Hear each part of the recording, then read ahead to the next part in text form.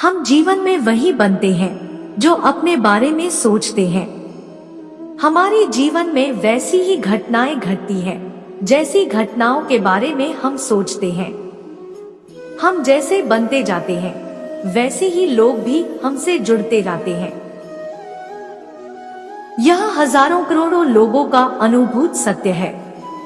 सोच किसी काम को करने की शुरुआत है। सोच से ही हर कार्य संभव हो पाता है।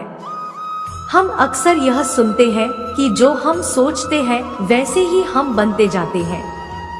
आज जो कुछ भी हम देख पा रहे हैं, सुन रहे हैं, महसूस कर रहे हैं, वह सब कुछ सोच का ही नतीजा है और इसी के बारे में आज हम इस वीडियो में समझने जा रहे हैं। तो चलो शुरू करते हैं। गौतम बुद्ध से अपने जीवन में कई ऐसे अनमोल उपदेश दिए हैं जिनको मानने से आप अपने जीवन में कई सफलताओं को प्राप्त कर सकते हैं। बुद्ध के हर एक उपदेश हमें कुछ न कुछ सिखाती है। जानिए ऐसे ही गौतम बुद्ध की कुछ अनमोल बातों के बारे में जिससे आपको जिंदगी में सीखने को बहुत कुछ मिलेगा। किसी जंगली जानवर की तुलना में कपटी और दुष्ट मित्र से ज्यादा डरना चाहिए, क्योंकि एक जंगली जानवर सिर्फ आपके शरीर को घाव दे सकता है, लेकिन एक बुरा दोस्त आपके दिमाग में घाव कर जाएगा, जो कि आपके लिए मौत का कारण भी बन सकता है। हम 1000 लड़ाई कर जीत हासिल करते हैं, उसमें जो खुशी मिलती है इसकी बात ही अलग होती है। इसी तरह खुद पर जीत हासिल करना आपको आना चाहिए। अगर आपने खुद पर जीत हासिल कर ली तो जीत हमेशा आपकी होगी। गौतम बुद्ध के अनुसार कभी भी किसी के ऊपर शक या संदेह नहीं करना चाहिए। इससे रिश्तों में खटास, दोस्ती में दरार आती है। शक एक ऐसी चीज है जो कि विष बनकर अच्छे खासे रिश्तों को तोड़कर तहस नहस कर देती है। शांति हमारे अंदर से आती है, आप इसे कहीं और न तलाशें। दुनिया में सबसे ज्यादा समझदार और बुद्धिमान अगर कोई जीव होगा तो वह है इंसान, क्योंकि इंसान में सोचने और समझने की सबसे ज्यादा शक्ति है। लेकिन ज्यादातर लोग इस शक्ति का सही ढंग से इस्तेमाल करने में विफल रहते हैं। लेकिन ऐसा क्यों होता है? क्योंकि इंसान अपनी सोच समय समय पर बदलता रहता है और यही इंसान की कमजोरी है। सोच को बदलना चाहिए, लेकिन उचित समय पर। आपने अक्सर एक कहावत सुनी होगी कि अगर जमीन से पानी निकालना हो तो एक ही खड्डा खोदते रहे जब तक कि उसमें से पानी न निकल जाए। अगर आप अनेकों खड्डे खोदते रहेंगे तो एक में से भी पानी निकलना मुश्किल हो सकता है। वैसे ही हम इंसान कभी सोचते हैं कि हम एक्टर बन जाए तो कभी सोचते हैं इंजीनियर बन जाए, कभी कुछ और सोचते हैं। इस तरह हम किसी एक विषय के बारे में सोच नहीं पाते और जो न सोचा हो वही करने लग जाते हैं। आखिर ऐसा क्यों होता है? क्योंकि जो इंसान खुद के बारे में नहीं सोचता उसे किसी और की सोच पर काम करना पड़ता है। हमारे अलावा हमारे खुद के बारे में या खुद के लिए हमसे ज्यादा बेहतर और कोई नहीं सोच सकता। हमें सिर्फ एक सोच पर कायम रहना चाहिए और वो सोच ऐसे होनी चाहिए जिससे किसी को कोई परेशानी न हो और वह काम जो आप करना चाहते हैं, जिसके बारे में आपने सोच रखा है, उस काम में आपको आनंद आना चाहिए और सिर्फ उसी पर अपना ध्यान केंद्रित करना चाहिए। आपने बिल गेट्स और वॉरेन बफे का नाम तो सुना ही होगा, जो कि दुनिया में सबसे अमीर इंसानों के लिस्ट में आते हैं। एक बार उन दोनों को अलग अलग कमरों में बिठाया गया और उनसे पूछा गया कि आपके सफलता का राज क्या है, तो उन दोनों ने एक ही जवाब दिया था, फोकस। क्योंकि वे दोनों जानते हैं कि किसी भी काम में अगर सफल होना है तो उस काम को पूरे ध्यान, फोकस के साथ करना होगा, तभी वह अपने ही अंजाम पर पहुंच पाएगा। दोस्तों, इसीलिए एक ही काम को लक्ष्य मानकर अपना ध्यान भटकाए बिना अगर हम उस कार्य को करते हैं तो उसमें सफलता मिलने की संभावना बढ़ जाती है। हाँ दोस्तों, वैसा होता है। हम जिस चीज, इंसान या किसी स्थिति के बारे में लगातार सोचते हैं, एक तरह से हम उसे अपनी ओर आकर्षित करते हैं। आपने अक्सर यह अनुभव किया होगा कि कोई इंसान अपने किसी मित्र के बारे में सोचता है कि वह अभी क्या कर रहा होगा, तो अचानक कुछ समय में उस इंसान से आपकी मुलाकात हो जाती है। आजकल बहुत सारे लोग नकारात्मक ज्यादा सोचते हैं और सकारात्मक बहुत कम। इसी वजह से वे लोग खुश नहीं रह पाते। हम कोई भी काम बाद में करते हैं, सबसे पहले उस काम के बारे में सोचते हैं। अगर हमारी सोच सही होगी तो हमारा कार्य भी सही तरीके से होगा। हम जो चाहते हैं हमें उसी के बारे में सोचना होगा कि हम उस काम को कितनी अच्छी तरह से कर सकते हैं, न कि दूसरों के कामों को। नोट पाया गया है कि ज्यादातर लोगों को अपने काम के अलावा सबके काम अच्छे लगते हैं और दूसरे लोगों को उनके काम अच्छे लगते हैं। इस तरह दोनों ही अपने को न अच्छी तरह से कर पाते हैं, न उनका उस काम को करने में आनंद आता है। इस तरह के लोग जीवन में प्रगति करने में सक्षम नहीं हो पाते। जो लोग सकारात्मक विचारों से अपने काम को करते हैं, जिन्हें अपना काम करना प्रिय होता है, ऐसे लोगों की प्रगति यानी सफलता तय होती है। कई लोग होते हैं जो मन तन की शांति के हर मंदिर गुरुद्वार न जाने कहाँ खा जाते हैं। हम दुनिया भर में अपने आसपास खुशियां तलाशने की कोशिश करते हैं। इसके बदले हमें अच्छे कर्म करके उसमें खुशी तलाशनी चाहिए, जिससे आप खुश रह सके। गौतम बुद्ध के अनुसार हम वही बनते हैं जो हम सोचते हैं। जिस तरह कोई व्यक्ति बुरी सोच के साथ बोलता या काम करता है तो उसे कष्ट ही मिलता है।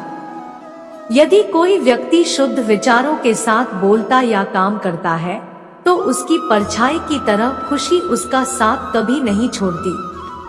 हमेशा हमें अपना काम करना चाहिए, कभी भी भविष्य के बारे में नहीं सोचना चाहिए। परिश्रम करते समय अपने अतीत पर नहीं उलझना चाहिए। बस जिस समय जो काम कर रहे हो उसी काम पर लगा रहना चाहिए। इसी से आपको खुशी मिलेगी। चाचा की कहानी, जिसने थोड़े दिनों के लिए आकर नीलांश की नीरस जिंदगी में नए अर्थ भर दिए। नीलांश पिछले कुछ साल से बहुत गंभीर नजर आता था। उसके साथी उसे घूमने जाने को कहते, पर वह मना कर देता। वह रोज थककर घर लौटता, हाथ मुंह धोकर थोड़ा आराम करता, खाना खाता, थोड़ी देर टीवी देखता और फिर सो जाता। एक दिन नीलांश के चाचा उसके घर आए। वह जिंदादिल इंसान थे, इसलिए उनके आते ही घर का माहौल बदल गया। वह रोज सबको अपने साथ कहीं ना कहीं घुमाने ले जाते थे। नीलांश भी चाचा के साथ अपने बचपन की यादों को साझा किया करता था। शादी से पहले नीलांश अपने चाचा के साथ खूब मस्ती किया करता था, लेकिन वह विदेश चले गए तो इधर नीलांश अपने काम और घर में व्यस्त रहने लगा था। पर चाचा जब रोज उससे घूमने जाने के लिए कहते तो वह उन्हें मना भी नहीं कर पाता था। नीलांश के बच्चों ने अपने पिता का यह रूप कभी नहीं देखा था, लेकिन चाचा के लिए तो यही उसका असल स्वरूप था। चाचा ने एक दिन नीलांश से पूछा, क्या बात है? मुझे पता चला है कि तुम आजकल बहुत गंभीर रहते हो, कहीं आते जाते नहीं, बच्चों के साथ भी नहीं खेलते। नीलांश बोला, चाचा आपको तो पता ही है कि अब काम और जिम्मेदारियों से फुर्सत कहाँ। चाचा बोले, ऐसा जान पड़ता है जैसे तुम मेरे चाचा हो गए हो। नीलांश यह सुनकर सकपका गया। चाचा बोले, हम मस्ती करना और खेलना कूदना इसलिए नहीं बंद कर देते कि बूढ़े हो गए हैं, बल्कि हम बूढ़े इसीलिए हो जाते हैं क्योंकि हम मस्ती करना बंद कर देते हैं। शरीर के बूढ़े होने को हम नहीं रोक सकते, पर मन को बूढ़े होने से रोकने का विकल्प है हमारे पास। तुम्हारे पास अभी पूरा जीवन बचा है। अब यह तुम पर निर्भर करता है कि तुम उसे नष्ट कर दो या फिर नए सपने देखो। उस दिन से नीलांश का जीवन बदल गया। अक्सर लोग कहते हैं कि हम अमीर बनना चाहते हैं, पर सच्चाई यह है कि कोई भी अमीर बनना नहीं चाहता। अगर हम अपनी मानसिकता में अमीर नहीं बनते तो बाहर से अमीर नहीं बन सकते। बाहर से अमीर बनने के लिए सबसे पहले मानसिक स्तर पर अमीर बनना होगा। वेदांत का नियम है, जैसा सोचते हैं वैसा बनते हैं। यदि हम मन से यह सोच लेते हैं कि हम गरीब हैं, बेकार हैं, कुछ नहीं कर सकते, तो हम सदा गरीब और बेकार ही बने रहेंगे। यदि सोचते हैं कि हम अमृत पुत्र हैं, उस परम सत्ता की संतान हैं, तो फिर हम दर दर की ठोकरें क्यों खाएंगे? इसे एक उदाहरण से समझिए। हम अपने बच्चे के ऑफिस में उसको बिना बताए जाते हैं और वह अपने बॉस के सामने छुट्टी अथवा प्रमोशन के लिए गिड़गिड़ा रहा है, तो देखकर हमें कैसा लगेगा? बहुत बुरा। इसी तरह हम उस परमपिता की संतान हैं, पर स्वयं को दीनहीन बनाया हुआ है, तो परमात्मा को कैसा लगेगा? संतान अपने माता पिता के अनुरूप ही होती है। यदि पिता गुप्ता है तो उसकी संतान भी गुप्ता ही कहलाएगी। हम प्रभु की संतान हैं तो हम क्या हुए? प्रभु पूर्ण है तो प्रभु का अंश भी पूर्ण ही होगा। तो हम अपने आप को बेचारा, लाचार, दास क्यों समझें? यदि हम कुछ प्राप्त करना चाहते हैं तो सबसे पहले मानसिक स्तर पर हमें यह निश्चय करना चाहिए कि हाँ, मैं यह प्राप्त कर सकता हूँ।